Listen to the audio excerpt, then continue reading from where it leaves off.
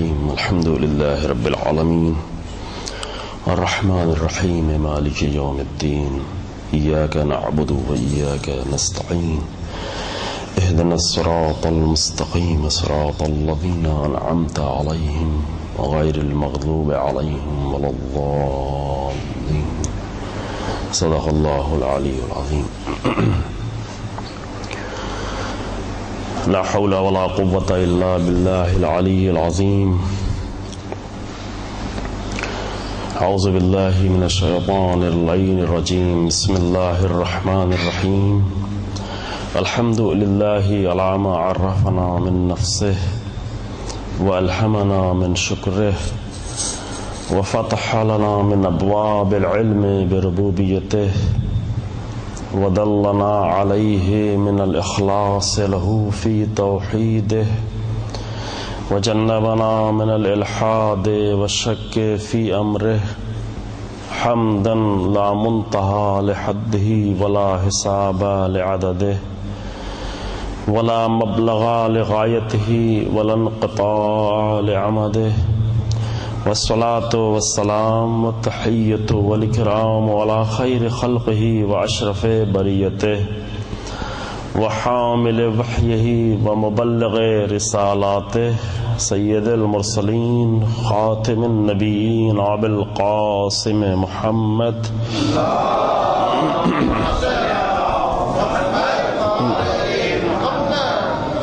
ثم الصلاة والسلام على أهل بيته الأطيبين الأطهرين المعصومين الذين أذهب الله عنهم الرجس وطهرهم تطهيرا. اللهم صل على محمد وآل محمد ولعنة الله على أعدائهم أجمعين.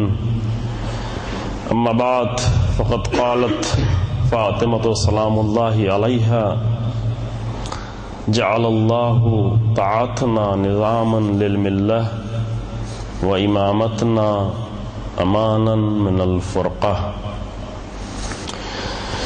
خطبہ فدق کے نام سے مشہور اور عظیم الشان خطبہ حضرت زہرا سلام اللہ علیہا کا کہ جس میں بی بی نے دین کا ایک کامل منشور کے طور پر اس خطبے کو پیش کیا ہے کہ ایسے وقت میں کہ جہاں پر دین سے انحراف کے خطرے کو محسوس کیا بی بی نے اور آ کر دین کا فلسفہ بیان کیا، دین کے احکام کے فلسفے بیان کیے، دین کے بنیادی اصولوں کے فلسفے بیان کیے، دین کے بہت سارے دیگر راز بی بی نے بیان کیے اور جن حالات میں بیان کیا، باہر آ کر مسجد میں جا کر مردوں کے درمیان میں، البتہ خواتین کے جھرمٹ میں جناب زہرا سلام اللہ علیہ گئیں، لیکن مردوں کے درمیان میں جا کر ایسے حالات ہوئے کہ بی بی کو جا کر خطبہ دینا پڑا اور جناب زہرا سلام اللہ علیہ نے یہ عظیم الشان خطبہ دیا کہ کل آپ کے سامنے عرض کیا گیا کہ یہ خطبہ اور یہ خطبے کے ساتھ ساتھ جناب زہرا سلام اللہ علیہ کا قیام، در حقیقت یہ قیام اس الہی حقیقت اور دین کی صحیح شکل کو محفوظ رکھنے کے لیے تھا. کس چیز کے لیے نہیں تھا وہ آپ کے سامنے عرض کیا کہ وہ خاندانی عزت و خاندانی سربلندی یا شوہر کی حکومت یا اقتدار یا بنی ہاشم کا اقتدار، ان سب کے لیے نہیں تھا، بلکہ الہی نظام کی بقا کے لیے اور صحیح شکل میں باقی رکھنے کے لیے جناب زہرا سلام اللہ علیہ کو یہ اقدام اور یہ قیام کرنا پڑا. جب کوئی اور نہیں کر رہا تھا لہذا جناب زہرا کو یہ قیام کرنا پڑا. اور اس نظام کا خلاصہ جو اس خطبے میں بھی ہے اس کو ولایت کے عنوان سے جہاں پہ موضوع بھی قرار دیا گیا، اور جناب زہرا سلام اللہ علیہ مدافع ولایت کی جو پہلی مدافع ولایت ہیں. ولایت کے دفاع کا سلسلہ جاری رہا. ولایت کے لیے بہت بڑی بڑی قربانیاں دی گئیں.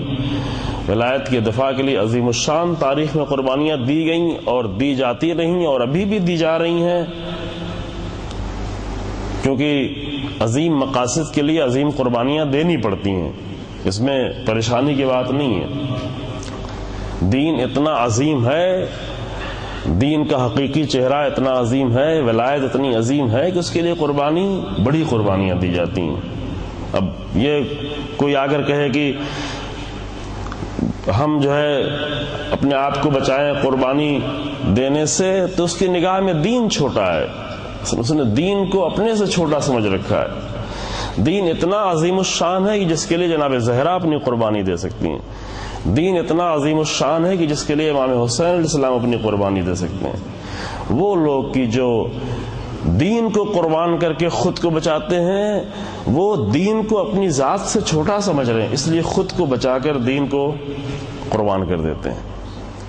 لیکن جناب زہرا کی نگاہ میں دین وہ ہے کہ جس کے لیے خود کو، اپنے بچے کو، بعد کی نسلوں کو قربان کرنے کے لیے تیار ہے، تاکہ اللہ کا حقیقی دین محفوظ رہ جائے. ولایت جس کو ہم کہتے ہیں وہ دین کی روح ہے. ولایت اب یہ کیسے ہے، میں آج تھوڑا سا آپ کی خدمت میں عرض کروں گا ایک مختصر طور پر آپ کی خدمت میں، کہ ولایت دین کی روح ہے. لیکن وہ کون سی ولایت؟ ولایت وہ نہیں کہ جو ایک جذباتی رشتہ یا ذہن میں عقیدے کے نام پر کچھ چیزیں ذہن میں رکھ لینا، یا ایک احساساتی بات، یا کبھی خوش ہو لینا ولایت کے نام پر، اور کبھی مغموم ہو جانا، اور کبھی رو لینا. یہ سب ولایت کے اثرات ضرور ہیں، لازمہ ضرور ہے، لیکن اصل ولایت یہ نہیں. جناب زہرا سلام اللہ فرماتی ہیں کہ ہماری اطاعت کس کی؟ یعنی ولی کی اطاعت. یہ ولی کی اطاعت اور ولایت کی اطاعت یہ نظام للملہ، یہ نظام ہے ملت کا. ولایت کے نام پر جو چیزیں ہم سمجھ رہے ہوتے ہیں وہ اس کا ایک ہلکا سا اثر، ایک لازمہ، ایک مقدمہ. بعض چیزیں مقدمہ جیسے محبت، دوستی، اظہار محبت، احساسات، جذبات، یہ سب ولایت کا مقدمہ ہے. مقدمہ سمجھ رہے ہیں نا؟ جیسے نماز کا مقدمہ وضو ہے. آپ کہیں کہ نماز پڑھنے کے لیے وضو کر رہے ہیں، خوب وضو کریں لیکن نماز پڑھنے کے لیے نہیں جائیں. مقدمہ انجام دے لیا اور وضو کرنے کے لیے وضو کر لیا، خوب پانی بہایا، خوب دیر تک وضو کر کیا کر رہے ہیں؟ کہا کہ یہ وضو کر رہے ہیں. وضو کیا ہے؟ کہ یہ نماز کا مقدمہ ہے. مقدمہ انجام دے لیا، پھر چلے گئے گھر، تو لوگ کیا کہیں گے کہ اتنی دیر تک وضو کر کے یہ آدمی کیوں واپس چلا؟ محبت، عشق، اظہار محبت، رونا، غم کرنا، خوشی ہونا، خوش ہونا، یہ ساری چیزیں، حتیٰ اس کے لیے مجلسیں برپا کرنا، محفلیں برپا کرنا، اہل بیت کے ذکر میں آنا، یہ سب کے سب مقدمہ ہے اصل نظام ولایت کے لیے. اگر ہم سالہ سال گزرتے چلے جائیں اور صرف مقدمے میں لگے رہیں، 1400 سال تک صرف مقدمے میں لگے رہیں اور ذل مقدمہ یعنی اصل ولایت تک نہیں پہنچیں، تو ایسا ہی ہے کہ جیسے کوئی 70 سال کی زندگی میں صرف اس نے وضو کیا ہے، ابھی نماز اس نے نہیں پڑھی. شاید اپنی زندگی میں ہم یہ کر رہے ہیں. اور اس کی اور بہت ساری مثالیں آپ خود بھی سوچ سکتے ہیں کہ مقدمات ہیں. محبت مقدمہ ہے، ولایت کا مقدمہ ہے. البتہ ولی کے ایک معنی بھی محبت کے کیے گئے ہیں. آپ بہرحال عربی میں ولایت کے بہت سارے معنی کیے گئے ہیں، لیکن ہمیں اس بحث میں داخل ہونے کی ضرورت نہیں، چونکہ تمام مومنین کے لیے، کم سے کم تمام شیعان مومنین کے لیے یہ چیز طے ہے کہ وہ ولایت جس کی ہم گفتگو کر رہے ہیں، ولایت امیر المومنین کی، اس ولایت کا مطلب محبت نہیں ہے. یہ ان کے لیے طے ہے. یہ تو آخر ہمارے ذاکرین بھی بہت ساری دلیلیں دے کے ثابت کرتے ہیں کہ وہاں پر چونکہ ہمارے برادران اہل سنت وہ بھی ولایت کو مانتے ہیں، ولایت امیر المومنین کو مانتے ہیں. ولایت امیر المومنین کے بارے میں جتنا زیادہ مطالب ان کی کتابوں میں موجود ہے وہ ہماری کتابوں میں بعد میں اصل ان کی کتابوں میں موجود ہے، اہل سنت کی کتابوں میں موجود ہے. غدیر کا واقعہ، غدیر کے تمام واقعات، غدیر کے جزیات، اس کی اصل جو ہے اہل سنت کی کتابوں میں سب موجود ہے. ان کی کتابوں سے ہم حوالے دے رہے ہوتے ہیں، وہ مانتے بھی ہیں. لیکن ماننے کے ساتھ کیا کہتے ہیں کہ یہ ولایت کے معنی محبت کے ہوتے ہیں، اور رسول اللہ نے علی ابن ابی طالب کی محبت کا اعلان کیا تو ہم علی ابن ابی طالب سے محبت کرتے ہیں، صحیح بھی کہتے ہیں، محبت بھی کرتے ہیں، محبت کرنے میں وہ صحیح بھی ہیں۔ لیکن مشکل کہاں پہ پیدا ہوئی؟ مشکل یہاں پر ہے، یہاں پر آ کر ہمارے علماء حتی ذاکرین سب لوگ آ کر اس بات کو ثابت کرتے ہیں کہ بھائی وہاں پر جس ولایت کا اعلان کیا جا رہا ہے وہ محبت کا اعلان نہیں کیا جا رہا ہے، الہی حکومت کا اعلان کیا جا رہا ہے۔ دلیلیں دیتے ہیں، 10 دلیلیں، 20 دلیلیں، کتابیں ہمارے پاس لکھی ہوئی جس میں بہت ساری دلیلیں موجود ہیں۔ بہت چند دلیلیں آپ سب کے ذہن میں موجود ہوں گی کہ جن حالات میں اعلان کیا گیا، غدیر میں جو حالات تھے، جو پہلے گفتگو کی، جو رسول اللہ نے کلام کیا، جو خطبہ دیا، وہ سب کے سب آ کر کیا بتا رہے ہیں کہ یہاں پر محبت کا اعلان نہیں کیا جا رہا بلکہ اپنے بات کے لیے ایک نظام کا اعلان کیا جا رہا ہے، اور امیر المومنین کو نظام کا حاکم بنا کر پیش کیا ہے رسول اللہ نے۔ لہذا اس بحث کو ہمیں یہاں چھیڑنے کی ضرورت نہیں۔ البتہ ایک جملہ ہم بار بار کہتے ہیں، دوسری جگہ ہم پھر کہتے ہیں کہ یہ ہماری مشکل ہے کہ ہم ممبروں پر آ کر دفاع کرتے ہیں، دلیلیں دیتے ہیں کہ ولایت سے مراد محبت نہیں ہے، حکومت ہے، لیکن اپنی زندگی میں جب آتے ہیں تو ہم بھی اہل سنت کی طرح محبت سے آگے نہیں بڑھ پاتے زندگی میں۔ یعنی عام طور پر جو رائج ہے، خاص کر ہمارے بر صغیر میں الحمدللہ ابھی ولایت کے صحیح معارف تک اور ولایت کی حقیقتوں تک پہنچنے والی قومیں موجود ہیں اس دنیا میں، لیکن ہمارے بر صغیر میں ہم کم سے کم جب انہیں آپ کو دیکھیں، اور بر صغیر کے مومنین جو یہاں پر موجود اس سرزمین پر، وہ آ کر اہل سنت سے اتنی سارے بحث کرتے ہیں، دلیلیں دیتے ہیں، اور دلیلیں دے کے یہ ثابت کرتے ہیں ان ممبروں پر کہ رسول اللہ نے میدان غدیر میں امیر المومنین کی محبت کا نہیں بلکہ امیر المومنین کی حکومت کا اعلان کیا تھا۔ یہ سب کچھ ثابت کر کے جب باہر نکلتے ہیں تو ہم عملی طور پر وہی کر رہے ہوتے ہیں جو اہل سنت کہہ رہے ہیں اور کر بھی رہے ہیں۔ اور سب سے بڑا مولائی اسے کہتے ہیں کہ سب سے زیادہ اظہار محبت کر سکے، جو حکومت کے راز ہی سے واقف نہ ہو، جس نے اپنی زندگی پر ایک لمحے کے لیے بھی امیر المومنین کی حکومت کو نہ آنے دیا ہو۔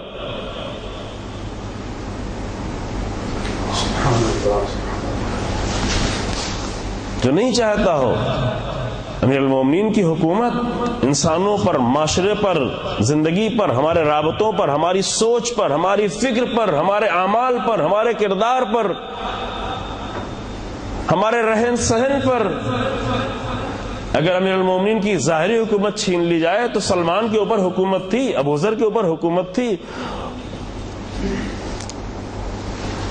حکومت کے مرحلے ہیں، انسان فردی طور پر اپنے حکومت امیر المومنین کی آنے دے تاکہ یہ معاشرے کی حکومت میں تبدیل ہو سکے، اور پہلا مرحلہ وہی ہوتا ہے۔ لہذا یہ ایک مشکل ہے، اس مشکل کو حل کریں۔ اب کس طرح سے حل کرنا ہے اس کے بارے میں سب سوچیں کہ اس مشکل کو ہم کس طرح سے حل کر سکتے ہیں،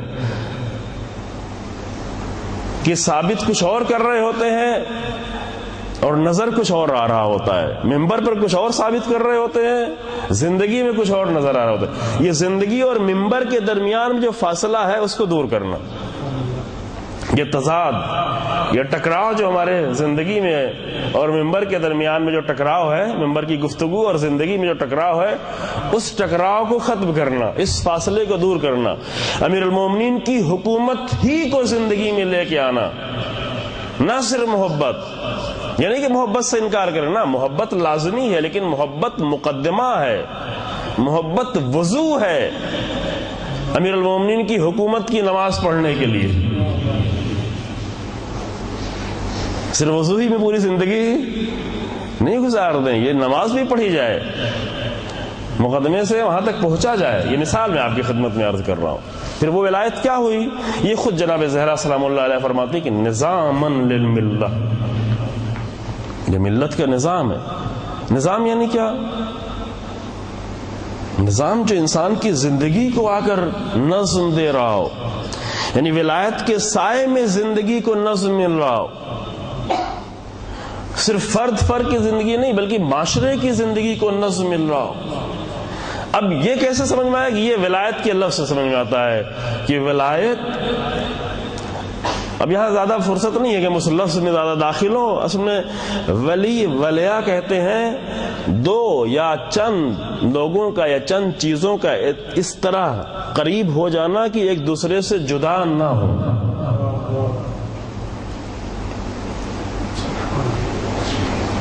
اس طرح قریب رہنا. اب چونکہ قریب رہنا اصل معنی اس کے قریب رہنے کے ہیں، جو عدم جدائی نہ ہونے کے ہیں. دو لوگ ہوں، چار لوگ ہوں، جماعت ہو، قوم ہو، امام ہو، امت ہو، ان کا اس طرح سے قریب رہنا کہ وہ قابل جدائی نہیں ہو، جدائی کا تصور وہاں ختم ہو جائے. اس کو کہتے ہیں اصل میں، اس کو عربی میں ولایت کہتے ہیں.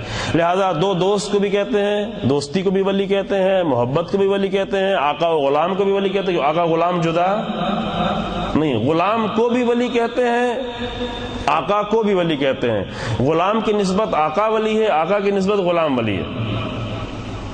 عربی میں ہے مولا. مولا کا لفظ آپ بولتے ہیں نا بہت زیادہ.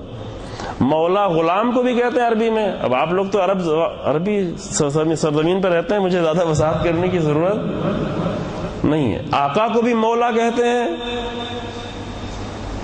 اور غلام کو بھی مولا کہتے ہیں. پتہ نہیں یہاں پہ کہتے ہیں ابھی کہ نہیں کہتے، شاید ابھی یہ رائج نہیں ہے، لیکن پہلے زمانے میں یہ رائج بھی تھا. شاگرد کو مولا کہتے ہیں. غلاموں کو مولا ہی کے نام سے یاد کیا جاتا تھا. نمونے کے طور پر عرض کرتا ہوں، مثلا شہدائے کربلا کی جب فہرست اٹھا کے دیکھیں تو بہت سارے نام کے ساتھ آیا مولا. مثلا جون مولا ابی ذر، مولا امام سجاد. یہ کیا تھے؟ جون جناب امام سجاد کے غلام تھے. لفظ کیا آیا ہے؟ مولا کا لفظ.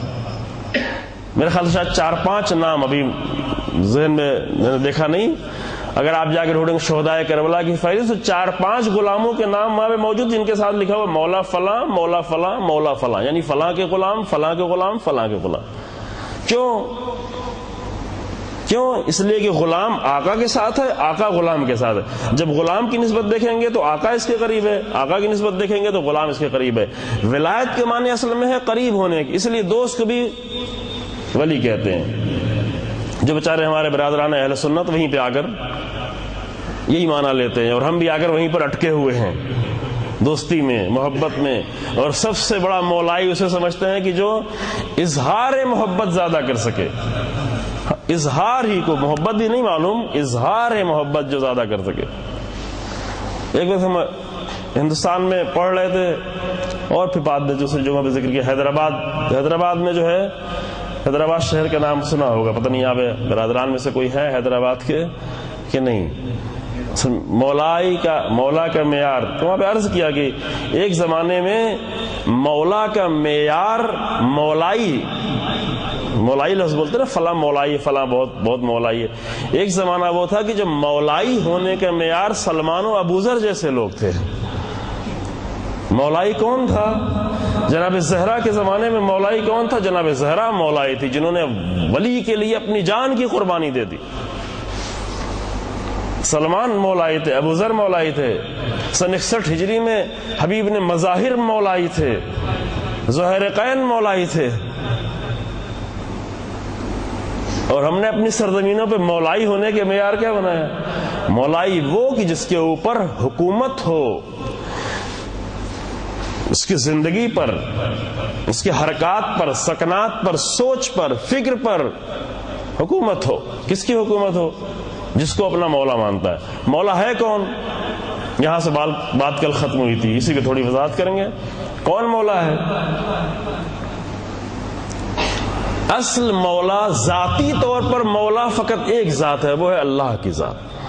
اللہ مولایا انما ولیکم اللہ ولی الذین آمنوا یخرجہم من الظلمات الی النور. ذاتی طور پر ولایت کس کی ہے؟ اللہ کی ولایت. پھر اللہ سے ولایت ملی ہے. جس کے پاس بھی ولایت آئے گی، جو ولایت کا اہل ہوگا، وہ ولایت اللہ کی طرف سے آئے گی. دینے والی ذات اللہ کی ہے. چاہے وہ ولایت تکوینی ہو یا تشریعی ہو. تکوینی ولایت، تکوین کون سے بناؤ، یعنی کائنات پہ تصرف کرنے کا حق انسان کو دے دیا، اللہ دے دیتا ہے. یعنی اللہ کی بندگی اور اطاعت کے نتیجے میں اللہ کہتا ہے کہ عبدی اطعنی اجعلک مثلی، تم میری اطاعت کرنا شروع کرو، میں اپنے اختیارات تمہیں دینا شروع کروں گا. تصرف کرنے کا حق، یہ ولایت تکوینی ہے. ولایت تکوینی میں کوئی قید نہیں ہے کہ کس کو ملے گی کس کو نہیں ملے گی. جو جتنا زیادہ مطیع پروردگار ہوگا اتنی زیادہ اس کو ولایت ملے گی. ایک کی ولایت ایسی ممکن زمین و آسمان میں جو بھی تصرف کرنا چاہے وہ کر سکتا ہے اذن پروردگار سے، چونکہ ولایت دی اللہ نے.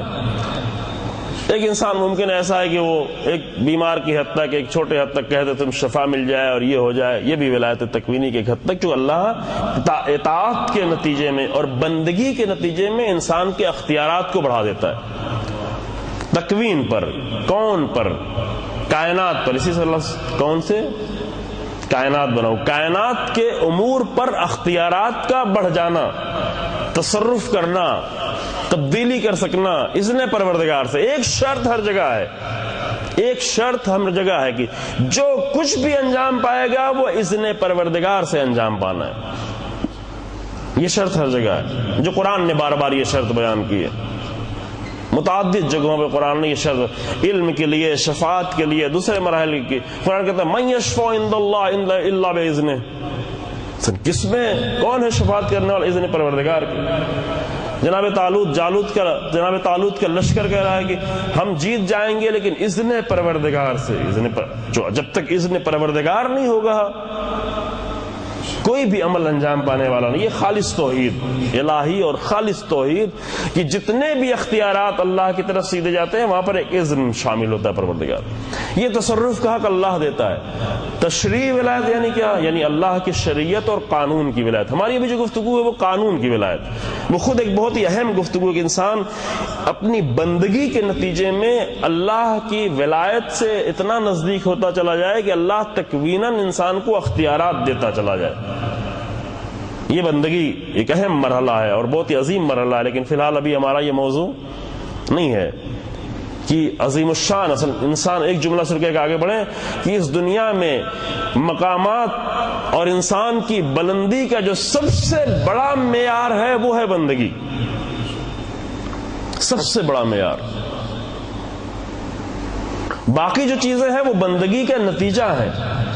مثلا امامت، رسالت، نبوت، یہ ساری چیزیں یہ فضیلتیں نہیں ہیں، یہ ذمہ داریاں ہیں. یہ ذمہ داریاں کیسے ملی ہیں؟ بندگی کے نتیجے میں ملی ہیں. جو جتنا بڑا بندہ ہوگا اس کو اتنی بڑی ذمہ داری عطا ہوگی. ذمہ داریاں تو معمولی لوگوں کو نہیں عطا ہوتی. نبوت ذمہ داری ہے، امامت ذمہ داری ہے، رسالت ذمہ داری ہے. ذمہ دار لوگ کون ہو سکتے ہیں؟ جو صاحبان فضیلت لوگ ہوں. بغیر فضیلت کے اگر انسان ذمہ داری لینا چاہے تو یہ اپنے اوپر ظلم کر رہا ہے، دوسروں پر تو بعد میں ظلم کرے گا.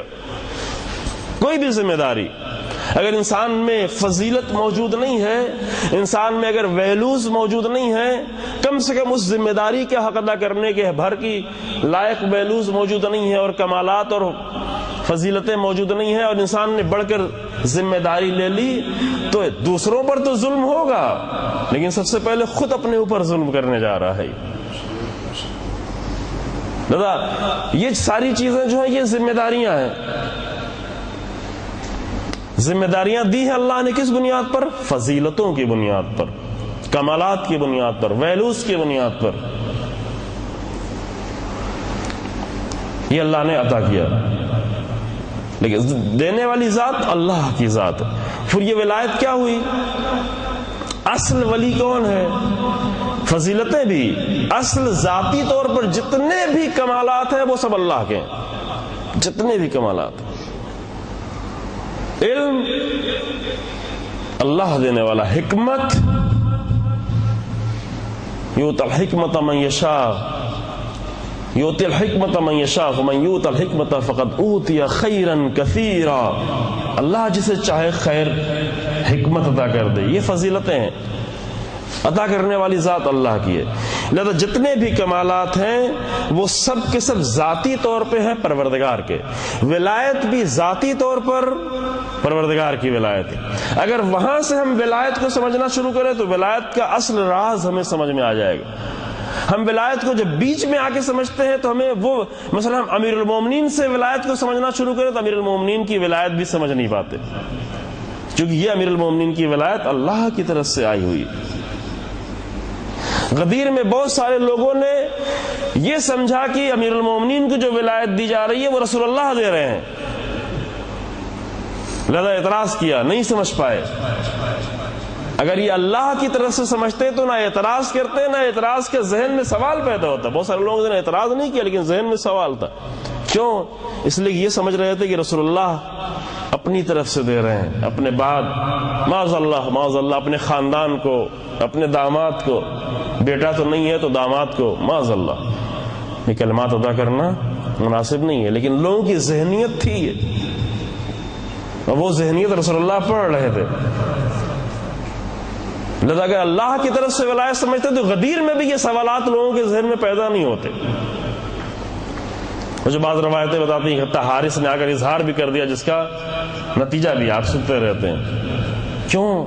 اس لیے کہ ولایت کو اللہ کی طرف سے نہیں سمجھا تھا.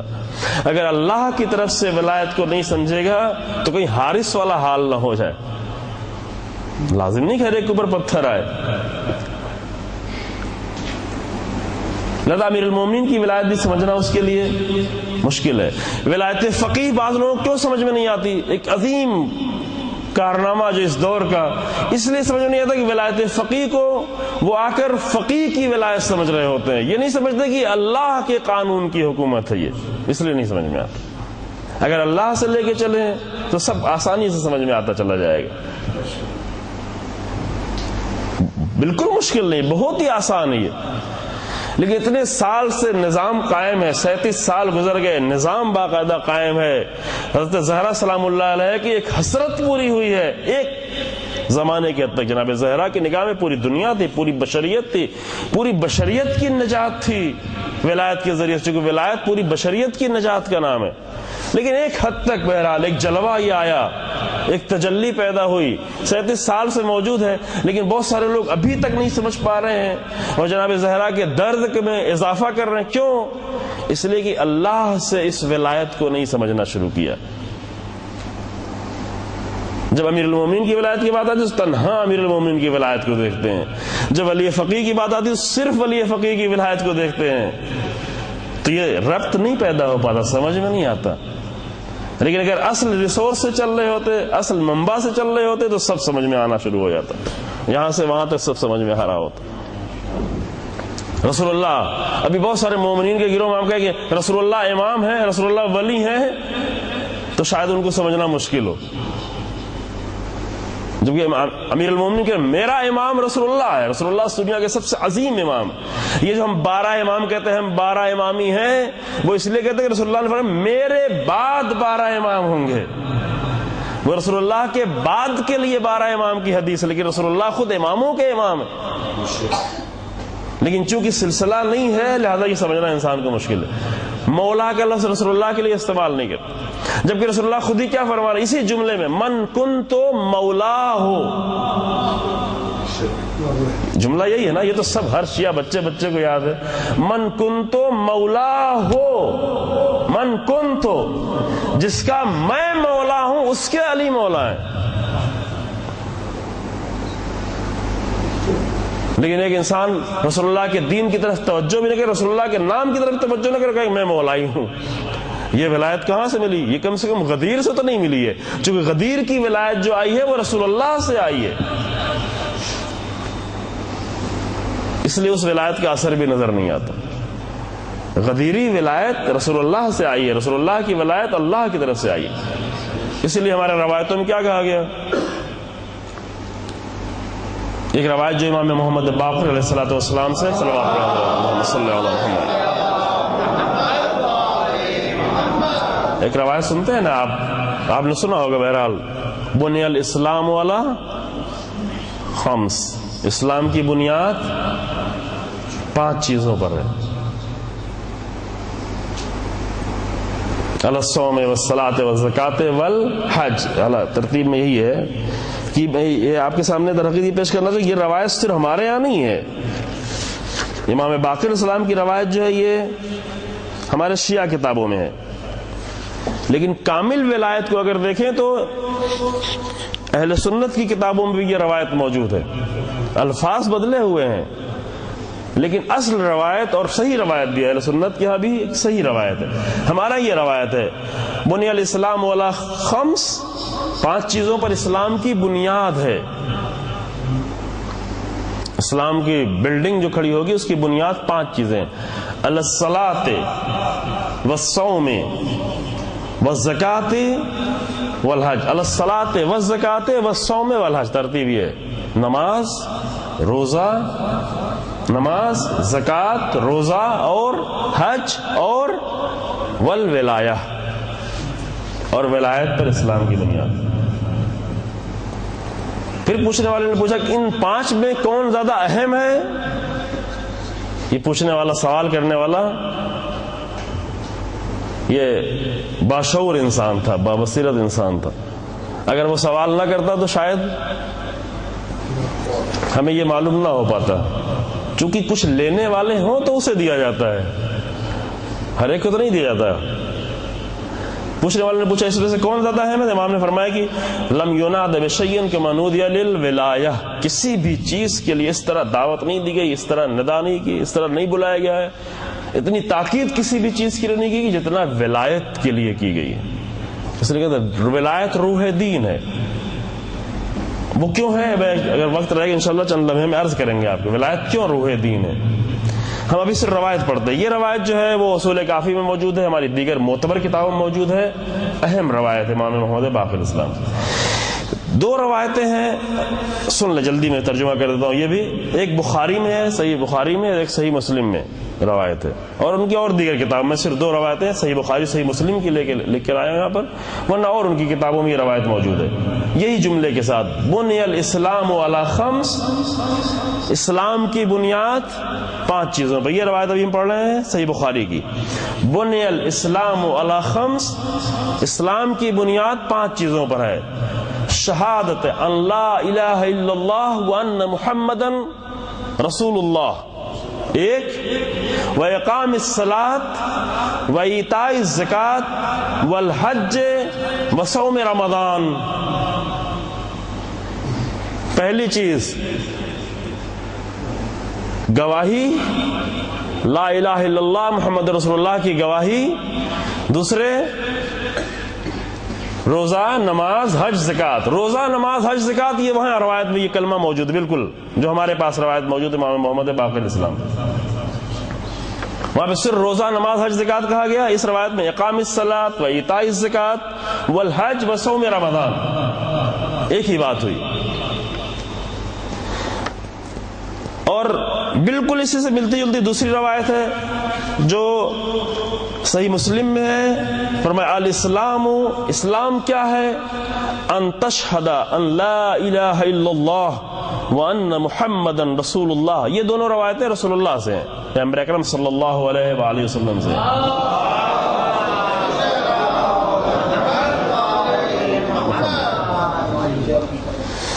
وَأُقِيمَ الصَّلَاةَ وَتُؤْتِي الزَّكَاةَ وَتُقِيمَ الصَّلَاةَ وَتُقِيمَ الصَّلَاةَ وَتُؤْتِي الزَّكَاةَ وَتَصُومَ رَمَضَانَ وَتَحُجَّ الْبَيْتَ. یہاں پہ مخاطب کر کے رسول اللہ کہہ رہے ہیں کہ تم نماز کو قائم کرو. اسلام یہ ہے کہ گواہی دو وحدانیت کی، رسالت کی، وہ ایک چیز بیان کی، اور وَتُقِيمَ الصَّلَاةَ، نماز کو قائم کرو، تُؤْتِي الزَّكَاةَ، زکات دو، تصوم رمضان، رمضان کا روزہ رکھو، وَتَحُجَّ الْبَيْتَ إِنِ اسْتَطَعْتَ إِلَيْهِ سَبِيلًا، اور حج کرو اگر تمہارے پاس استطاعت موجود ہے. کیا ان 3 روایتوں میں فرق ہے؟ نہیں عزیزو، کلمات کا فرق ہے، الفاظ کا فرق ہے، لیکن مطلب میں کوئی فرق نہیں ہے. مطلب سب ایک ہی بیان کر رہے ہیں. 4 چیزیں تو ہر تینوں روایتوں میں موجود ہے: نماز، روزہ، حج، زکوٰۃ۔ اور رہی بات یہ کہ 2 روایتوں میں جو رسول اللہ سے روایتیں ہیں، رسول اللہ اپنے زمانے میں ولایت کا مصداق بیان کر رہے ہیں، امام باقر علیہ السلام اپنے زمانے میں ولایت کا مصداق بیان کر رہے ہیں۔ امام باقر علیہ السلام نے ولایت کا لفظ کہا۔ ولایت کا لفظ کس کو شامل ہے؟ اللہ کو بھی شامل ہے، رسول اللہ کو بھی شامل ہے، اور امامت کو بھی شامل ہے۔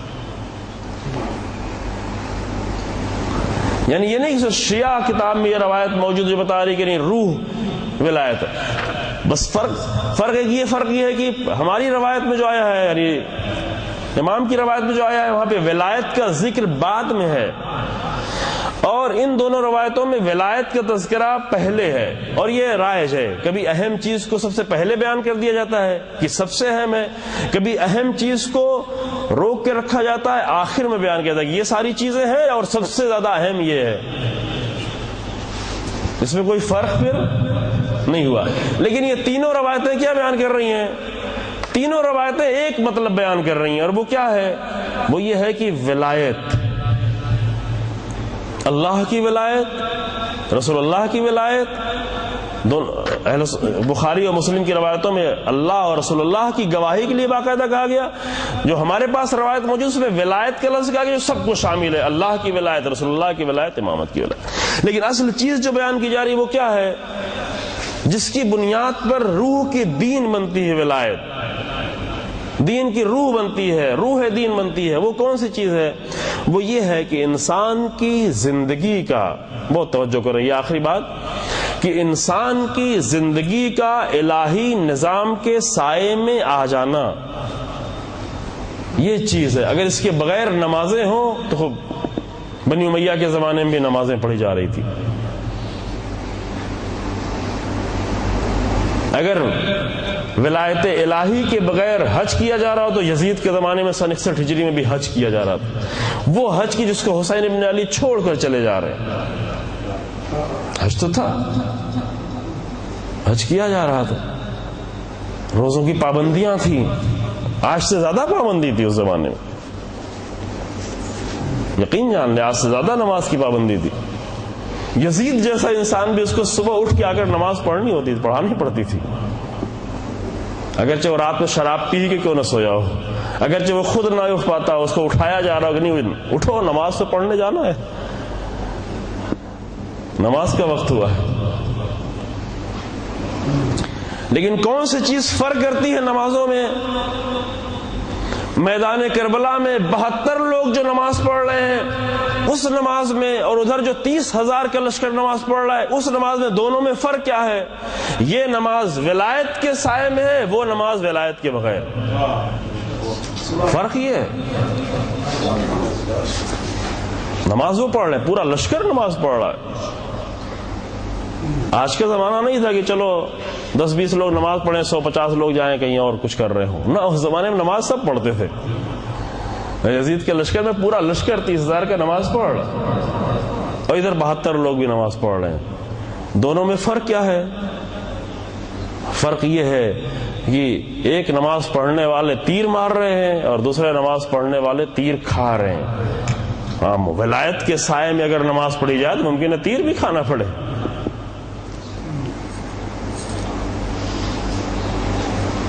آج کھا رہے ہیں، آج آپ سیریا میں، عراق میں، دوسری سرزمینوں پہ دیکھیں،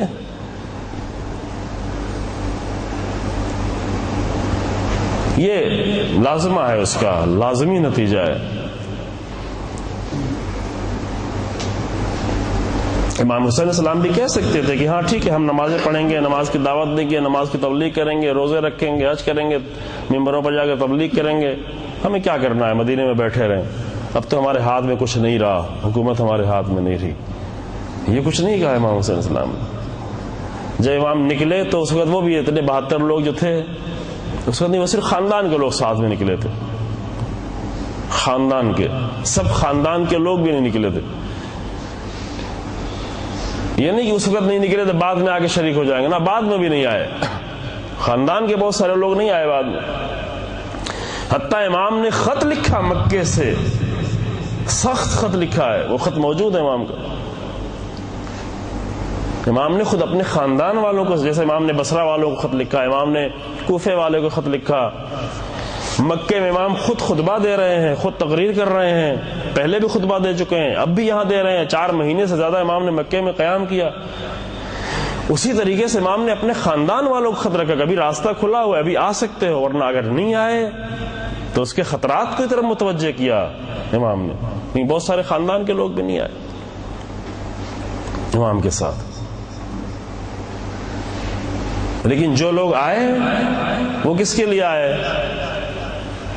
وہ تیروں کے لیے آئے، وہ تلواروں کے لیے آئے، وہ زخم کے لیے آئے، وہ جان دینے کے لیے آئے، وہ بیٹوں کی قربانی دینے کے لیے آئے، وہ اسیر ہونے کے لیے آئے۔ دھوکے میں کوئی نہیں آیا کہ چلیں شاید کچھ ہو جائے گا۔ جو لوگ دھوکے میں چلے تھے وہ سب کے سب راستے میں ساتھ چھوڑتے چلے گئے۔ چلے تھے کچھ لوگ دھوکے میں کہ کوفے کی طرف جا رہے ہیں، رسول اللہ کے نواسے ہیں، کوفے میں حالات آمادہ ہیں، لوگ تیار ہیں، چلیں گے، وہاں حکومت ہوگی تو کچھ ہمارا بھی بھلا ہوگا۔ لیکن امام نے خود ہی بہت سارے لوگوں کو اپنے آپ سے جدا کرنا شروع کیا، اور جو لوگ ابھی بھی امام کی بات پہ یقین نہیں کر رہے تھے، جو ایسے لوگ تھے، وہ جناب مسلم کی شہادت کی خبر سن کے سب کو پھر سب ساتھ چھوڑ کے چلے گئے۔ جناب مسلم کی شہادت کی خبر آخری مرحلہ، اگرچہ امام نے پہلے ہی دن، امام نے نہیں کہا تھے کہ سب کو خاموشی سے لے چلو، تعداد زیادہ ہو بڑھتے رہیں، بتائے نہیں کہیں کم نہ ہو جائے نا، امام نے پہلے ہی شب میں آ کر، مکے سے جس صبح میں نکلنے والے تو اسی شب میں آ کر اعلان کیا کہ من کان فینا بادلا مہجته وموطنا علی لقاء اللہ نفسه فلیرحل معنا انی راحل مصبحا انشاءاللہ۔ ہر ایک میرے ساتھ نہیں چلے، وہ جو اللہ سے ملاقات کرنے کے لیے تیار ہو گیا ہے اور جو اپنی جان دینے کے لیے تیار ہو گیا ہے، فلیرحل معنا، وہ ہمارے ساتھ چلے، ہم چلنے والے۔ تو یہ جتنے لوگ آئے ہیں کربلا تک، جو لوگ آئے ہیں وہ ولایت کے سائے میں رہنے والے لوگ آئے، وہ نہ جنت کے لیے آئے ہیں۔ ان لوگوں نے ثبوت بھی دے دیا، شب عاشور میں سارے ثبوت دے دی۔ امام کا سوال کرنا، امام کا ان کو اپنے آپ سے جانے کا تقاضا کرنا، یہ سب کچھ اس کا ایک راز یہ بھی تھا کہ یہ ثابت ہو جائے کہ وہ لوگ کس لیے آئے تھے۔ اگر امام یہ عمل انجام نہ دیتے تو کربلا والوں کے عظمت کا ایک پہلو چھپا رہ جاتا ہمارے سامنے۔ شاید بہت سارے لوگ اور سوچتے، وہ حقیقت نہ سمجھ پاتے، ان کے دل کے راز کو نہ سمجھ پاتے کہ رات کی تاریکی میں چراغ بجھا ہوا ہے، کہا جا رہا چلے جاؤ چلے جاؤ، لیکن وہ اہل ولایت وہاں پر بیٹھے ہوئے۔ بس یہ ولایت اگر سمجھ میں آ گئی تو اللہ کی ولایت سے لے کر کے فقیہ کی ولایت تک سب سمجھ میں آتی چلی جائے گی۔ کیوں سمجھ میں آئے گی؟ اس لیے کہ اللہ کی ولایت یعنی اللہ کے قانون کو زندگیوں پر لے کے آنا، اللہ کے نظام میں انسان کو لے کے آنا، چونکہ وہی نجات دینے والا ہے۔ ابھی فرصت نہیں ہے کہ دوسرے قانون کے بارے میں ہم گفتگو کریں، محور وہ نجات دینے والا ہے، اللہ کی ذات جہاں پر ہو اور اس کا نظام چل رہا ہو، وہ رسول اللہ کے ذریعے ہو یا امام کے ذریعے ہو یا فقیہ کے ذریعے ہو، یہ سب کا کام ہے ایک۔ نہ امام کو اپنی حکومت کرنی ہے، نہ رسول اللہ کو اپنی حکومت کرنی ہے، نہ فقیہ کو اپنی حکومت کرنی ہے، سب کو اگر صرف اللہ کی حکومت کرنی ہے۔ آپ کے درجے میں تو فرق ہوتا ہے، فقیہ کہاں اور امام کہاں، امام معصوم ہے، فقیہ تو غیر معصوم ہے، درجے میں کتنا فرق ہے؟ تو درجے میں فرق ہے، اسی طریقے سے درجے میں فرق ہے جس طریقے سے اللہ اور رسول کے درجے میں فرق ہے۔ اللہ کی ذات غنی، اللہ کے سب کچھ اپنا، رسول اللہ کے پاس سب کچھ بھی اپنا نہیں، جو کچھ ہے سب اللہ کا دیا ہوا ہے۔ درجے میں دیکھیں تو کتنا بڑا فرق ہے، درجے میں دیکھیں تو اتنا بڑا فرق ہے کہ رسول اللہ پروردگار کی بارگاہ میں آ کر اپنے آپ کو عبد ضعیف ذلیل حقیر مسکین فرما رہے ہیں امیر المومنین علیہ السلام اللہ کی بارگاہ میں آ کر۔ لیکن ولایت میں ولایت میں کوئی فرق نہیں ہے. کیوں؟ قرآن کہتا ہے فمن یطع الرسول فقد اطاع اللہ، جس نے رسول اللہ کی اطاعت کی اس نے اللہ کی اطاعت کی. یہ نہیں کہہ سکتے کہ اللہ کا مقام، اللہ کی ذات اللہ ہے، رسول اللہ، ہم اللہ کی اطاعت تو کریں گے، رسول اللہ کی اطاعت بندے ہیں، بندے کی حیثیت سے کریں گے. نہیں کر سکتے، کیونکہ نظام خراب ہو جائے گا. اور اس کا اور اچھا سمجھ میں آنے والا نمونہ خود امیر المومنین السلام کی حکومت ہے. امیر المومنین السلام کی حکومت میں امیر المومنین السلام ولی ہیں، لیکن امیر المومنین کے جتنے بھی والی ہیں، والی یعنی امیر المومنین کے گورنر، وہ بھی وہی ولی سے نکلا ہوا ہے، والی بھی ولی سے نکلا ہوا ہے. امیر المومنین جو ولی خدا ہیں، امیر المومنین کے جتنے بھی والی ہیں اس میں سے کوئی ایک بھی معصوم نہیں ہے آپ کی نگاہ میں کوئی والی؟ امام کا کوئی بھی والی معصوم نہیں ہے. اب کیا کہیں لوگ؟ کہیں کہ یہ تو غیر معصوم ہے، امام کی اطاعت ہم کریں گے، یہ والی امام کا گورنر یہ تو غیر معصوم ہے، اس کی اطاعت ہم نہیں کریں گے. تو کیا ہوگا؟ امام کیا کہیں گے؟ امام کہیں گے اگر تم نے میرے والی کی اطاعت نہیں کی تو میری اطاعت نہیں کی، چونکہ میں نے اس کو گورنر بنایا ہے، میں اسے بنا رہا ہوں، فقیہ کو میں بنا رہا ہوں. اس لیے روایت یہی ہے فَإِنِّي قَدْ جَعَلْتُهُ عَلَيْكُمْ حَاكِمًا، ہم نے تمہارے اوپر حاکم بنایا ہے. وَمَنْ الرَّادُّ عَلَيْهِ كَالرَّادُّ عَلَيْنَا، جو فقیہ کی رد کر رہا ہے گویا ہماری رد کر رہا ہے. کیوں؟ اس لیے یہاں فقیہ نہیں ہے، فقیہ اپنی حکومت کرنے کے لیے نہیں آیا، فقیہ کو اللہ کی حکومت کرنا ہے، قانون کی حکومت کرنا ہے. یہ ہوا فرق. لہذا اگر اللہ سے ولایت کو سمجھنا شروع کرے تو سب ولایت سمجھ میں آنا شروع ہو جائے گی، پھر نظام بھی سمجھ میں آنا شروع ہو جائے گا. پھر جناب زہرا کے خطبے کا یہ ایک جملہ بھی سمجھ میں آیا کہ جعل اللہ طاعتنا نظاما للملہ، کہ جو امام رضا علیہ السلام نے اس کی تفصیل سے شرح بیان کی. بس ہماری گفتگو یہاں پر جناب زہرا سلام اللہ علیہ کے زمانے میں لوگوں نے اس راز کو نہیں سمجھا تھا، بعد میں بھی نہیں سمجھے. جناب مسلم کو بھیجا کوفے میں، اپنا نائب بنا کر امام حسین السلام نے بھیجا، اور کوفے میں آ کر لوگوں نے بیعت کی. جب ہانی ابن عروہ کو پکڑ لیا گیا، زخمی کیا گیا، جناب مسلم نے کہا کہ چلو ابن زیاد کے دربار کو گھیرتے ہیں، اس پہ حملہ کرتے ہیں. تو جناب مسلم کے بہت ہی قریبی ترین افراد میں سے ایک گروہ کٹ کے جدا ہوگا کہ نہیں، آپ کے کہنے پر ہم جنگ کرنے نہیں جائیں گے، امام آگے کہے گا تو ہم جنگ کرنے جائیں گے. معمولی لوگ نہیں تھے، یعنی معمولی لوگ نہیں جدا ہوئے. سلیمان ابن سرد خزائی، رفاع ابن شداد، سلیمان وہ تھے جن کے گھر میں جا کے جناب مسلم ٹھہرے تھے. کوفے کے شیعوں میں 2-3 بڑے نام تھے، جس میں ایک نام سلیمان ابن سرد خزائی کا، یعنی سلیمان 2-3 خاص لوگوں میں سے ایک تھے. حبیب ابن مظاہر اور سلیمان ابن سرد خزائی، یہ 2-4 لوگ ایسے تھے.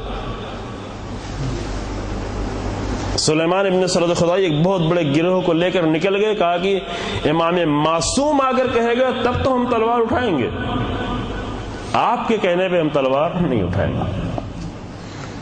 نتیجہ جناب مسلم کی شہادت ہوئی، کوفے کا لشکر تیار ہوا، کوفے کا لشکر کربلا تک آیا، کربلا کے واقعات ہوئے، بیویاں اسیر ہوئیں. یہ سب کچھ ہوا کیوں؟ اس لیے کہ ایک نادانی کی گئی تھی یہ کہ ہم امام معصوم کی اطاعت تو کریں گے، لیکن امام کا نمائندہ چونکہ امام معصوم نہیں ہے لہذا ہم اس کی اطاعت نہیں کریں. اور یہ باتیں آج ہم بہت ساری جگہوں میں سنتے ہیں، کہتے ہیں فقیہ تو معصوم نہیں ہے، مگر فقیہ اپنی حکومت کرنے آئے. فقیہ اگر اپنی حکومت کرے گا تو وہ طاغوت ہو جائے گا. فقیہ کو حق نہیں ہے کہ اپنی حکومت کرے، فقیہ کو یہ اختیار نہیں کہ اپنی حکومت کرے. فقیہ کو صرف اسلامی فقہ اور الہی قانون کی حکومت کرانا. اور جناب زہرا یہ پیش کرنے کے لیے آئی تھی، جناب زہرا اس راز کو بتانے کے لیے آئی تھی کہ زندگی پر صرف اللہ کی حکومت ہونا چاہیے. انحراف جو تھا وہاں پر جو نتیجہ سامنے آ رہا تھا کہ وہاں پر اللہ کی حکومت میں اپنی حکومت کو شامل کرنا. یہ نہیں ہوا تھا کہ نہیں بالکل اللہ کی حکومت ختم، نہیں، اللہ کی حکومت ابھی بھی یہ ہوتا ہے، اللہ کے نام پر حکومت، لیکن اپنی چیزوں کو شامل کرنا. اور یہی ہم نے دیکھا شروع میں اصل فدق کا لینا بھی اسی لیے تھا کہ ہمیں اختیار ہے، ہم چاہیں تو تبدیل کر دیں، ہمیں اختیار ہے. رسول اللہ نے دیا ہے تو دیا ہے، لیکن ہمیں ابھی اختیار ہے، ہم چاہیں تو لے لیں. یہ آغاز تھا، اور جناب زہرا نے آ کر اسی کی مخالفت کی، اسی کو توڑا. یہ احسان ہے، بشریت پر احسان ہے، صرف ہم تشیع پر نہیں، بشریت پر احسان ہے. جناب زہرا کہا کہ ہر دین کی شکل کو بدل دیا گیا. جو بھی اللہ کی طرف سے دین آیا، لوگوں نے اگر اس دین کی شکل کو بدل دیا. اسلام کے ساتھ بھی یہ سب کچھ کیا جا رہا ہوتا اگر جناب زہرا کی قربانی نہ ہوتی. اسلام کو بھی اس طرح تبدیل کر دیا جاتا اگر جناب زہرا نے آ کر حقیقی اسلام کی بقا کے لیے، اور حقیقی اسلام کی بقا اور روح یہ ہے ولایت کی شکل میں دین. ورنہ نمازیں ہوں، روزہ ہو، بنی اسرائیل بھی بہت کرتے تھے اعمال، اصل مشہور تھے بنی اسرائیل، اعمال کرنے میں مشہور تھے بہت زیادہ، لیکن انبیاء سے دور ہو کر کرتے تھے. انبیاء کا مذاق اڑاتے تھے، جناب زکریا کا مذاق اڑاتے تھے، جناب یحییٰ کو قتل کر رہے تھے. بے دین لوگ نہیں تھے، الہی ولایت سے اپنے آپ کو دور کر کے بہت سارا دینداری کر رہے تھے. بہت دیندار لوگ تھے، ابھی بھی دیندار ہیں. ابھی یہودی لوگ جا کے دیکھیں، آپ سے زیادہ ہم سے زیادہ دینداری کرتے ہیں، لیکن اپنے بنائے ہوئے دین کی دینداری کرتے، اللہ کے دین کی دینداری نہیں کرتے. اللہ بہت سارے بنی امیہ اور بنی عباس اور یہ سارا سلسلہ وہ سب دین لے کے چلتے، لیکن اپنا بنایا ہوا دین، اللہ کا دین، رسول اللہ کا دین. امام خمینی رحمۃ اللہ علیہ نے فرمایا اسلام ناب محمدی، رسول اللہ کا اسلام.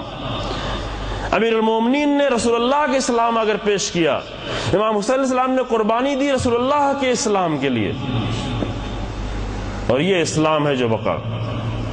بس وقت اگر زیادہ ہو گیا ہو تو معذرت کے ساتھ، اس دین کے لیے جتنی بھی بڑی قربانی دی جائے وہ کم ہے.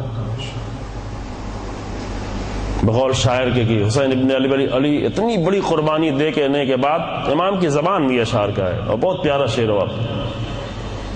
جان دی ہوئی اسی کی تھی، حق تو یہ ہے کہ حق ادا نہ ہو.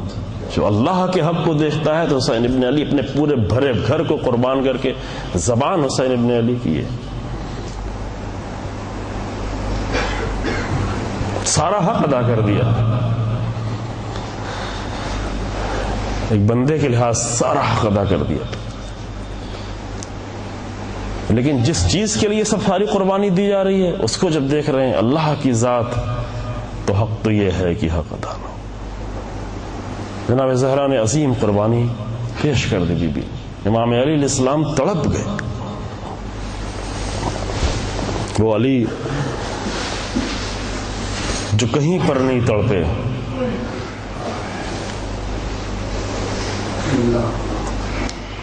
جناب زہرا سلام اللہ علیہ کی قبر پہ کھڑے ہو کر چند کلمات ادا کیے امیر المومنین. وہ تڑپ جو امیر المومنین کے دل میں تھی شاید ہمیں نہیں معلوم ہو پاتی، لیکن وہ چند جملے جو قبر پہ کھڑے ہو کر امیر المومنین نے ادا کیے، اس سے اندازہ ہو جاتا ہے. شاید میں پیش نہ کر سکوں، اس کا حق ادا نہ کر سکوں، آپ خود سمجھ لیں اس کو. نہج البلاغہ میں جا کے پڑھیں، موجود ہے، اصول کافی میں موجود ہے. جب آ کر بیوی کو دفن کر دیا،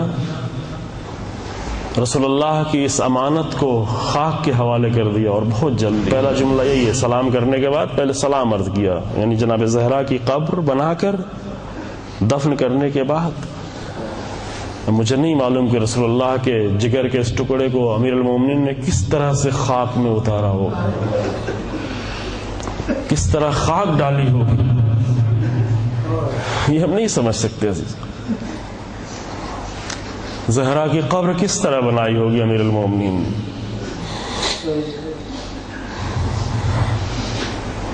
سخت مرحلہ ہے، لیکن یہ سارا مرحلہ طے کرنے کے بعد روایت امام حسین علیہ السلام سے، چونکہ بعض لوگ رخصت کر دیا تھا، کچھ لوگ آئے تھے، 10 لوگ یا 12 لوگ بعض روایتوں میں نام وہ آ سکے تھے. تاریک تھی رات. امام کے ایک صحابی نے ایک چراغ جلانا چاہا، ایک چراغ بھی نہیں، ٹہنی، ایک یہ تاریکی میں جناب زہرا کا جنازہ اٹھ رہا. جناب زہرا پورا احتجاج ہے. جناب زہرا نے صرف اپنی زندگی میں نہیں، اپنی قبر کے ذریعے سے، اپنی دفن کے ذریعے سے، اپنے کفن کے ذریعے سے، اپنے جنازے کے ذریعے سے پورا وجود ہی وجود جناب زہرا کا قیام ہے۔ وصیت کر رہی ہیں یا ابا الحسن کفننی باللیل دفننی باللیل، رات میں مجھے دفن کرنا۔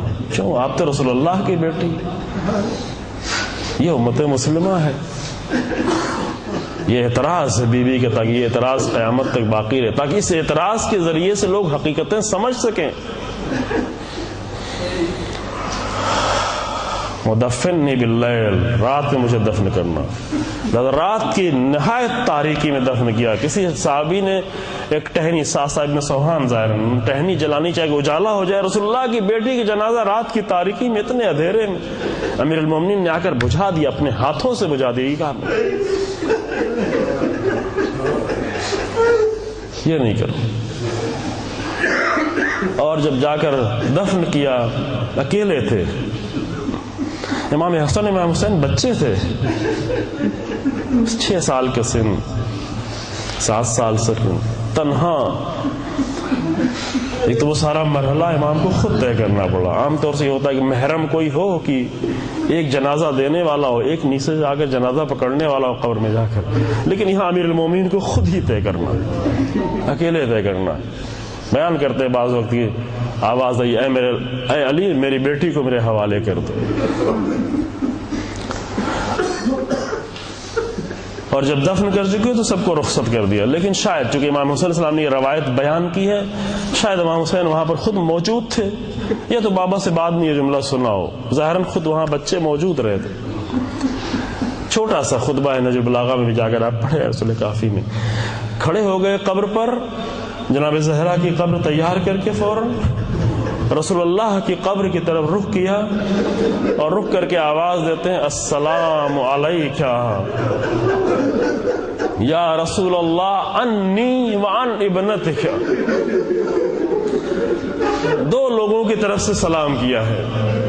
اس کے پہلے جب بھی رسول اللہ کی قبر میں جاتے تھے امیر المومنین فقط اپنا سلام کرتے تھے، کیونکہ جناب زہرا خود جاتی تھی اپنے بابا کو سلام کرنے کے لیے، لیکن آج اس قبر پہ کھڑے ہو کر 2 لوگوں کی طرف سے سلام کیا ہے، انی وعن ابنتک، اے رسول اللہ میری طرف سے بھی سلام ہو، لیکن آج آپ کی بیٹی آپ کو سلام کرنے نہیں آئے گی، لہذا آپ کی بیٹی کی طرف سے بھی میں سلام کرتا ہوں آپ کو یا رسول اللہ۔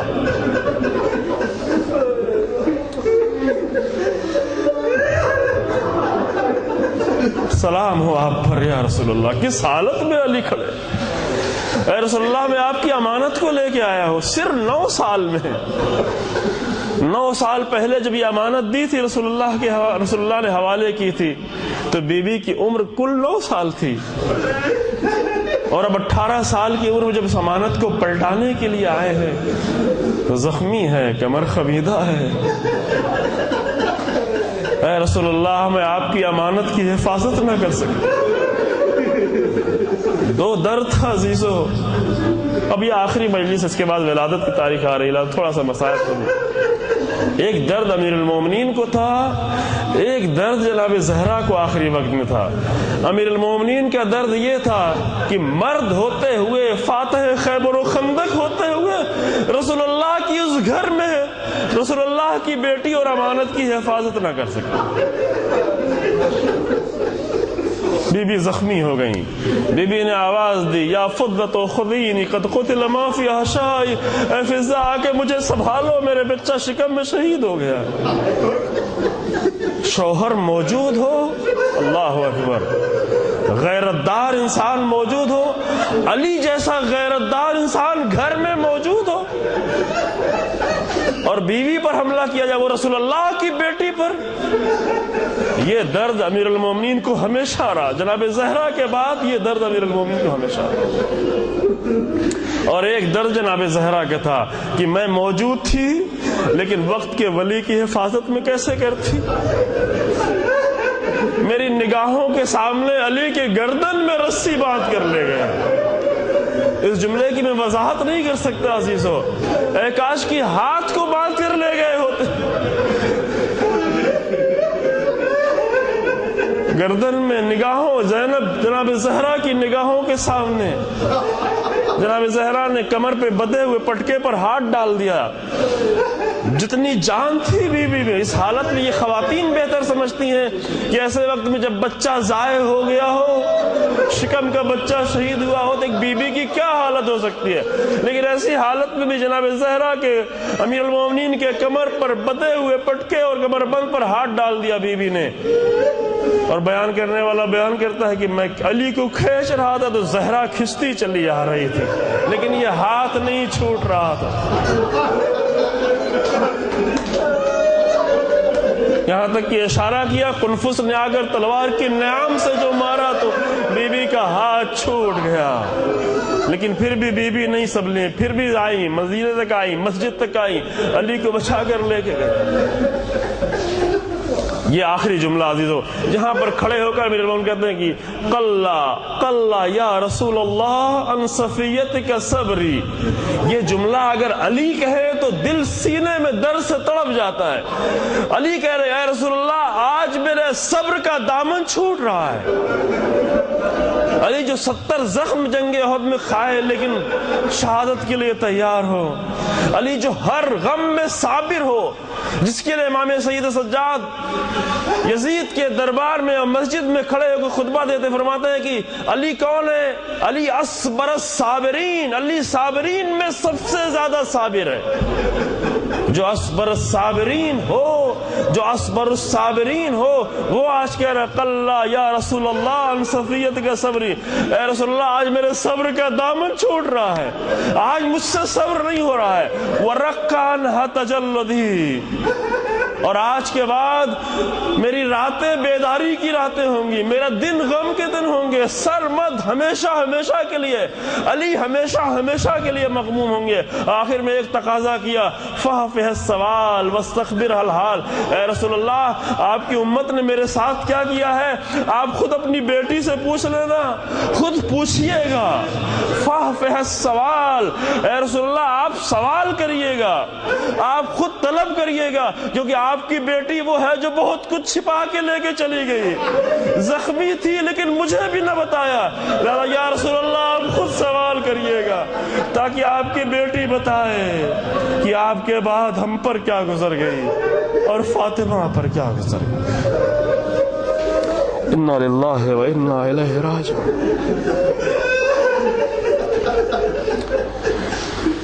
سيعلم الذين ظلموا أي منقلب ينقلبون. پروردگار ہمارے اس مختصر سے مجلس کو قبول فرما. پروردگار ہمیں اسوہ اہل بیت اور اسوہ فاطمی سے آشنا فرما, راہ اہل بیت پر چلنے کی توفیق عطا فرما. جناب زہرا سلام اللہ علیہا کے مشن میں ہمیں شریک قرار دے پروردگار. ہمیں ولایت کی حقیقتوں سے آشنا فرما, ہماری زندگیوں کے ولایت کے سائے میں گزرنے کی توفیق عطا فرما. پروردگار کلمہ حق کو عزت و سربلندی عطا فرما, کلمہ باطل کو نیست و نابود فرما. علماء حق اور حق کی راہ میں قربانیاں دینے والوں کو سلامت رکھ. رہبر انقلاب کو عزت و طول عمر عطا فرما. مختلف میدانوں میں جو شہید ہوئے ہیں ان کو شہدائے کربلا کے ساتھ محشور فرما. جو لوگ حق کے لیے قربانیاں جنگ کر رہے ہیں ان کو کامیابی عطا فرما. امام زمان کے ظہور میں تعجیل فرما اور ہمیں امام کے ناصروں میں شمار فرما. ماتم حسین.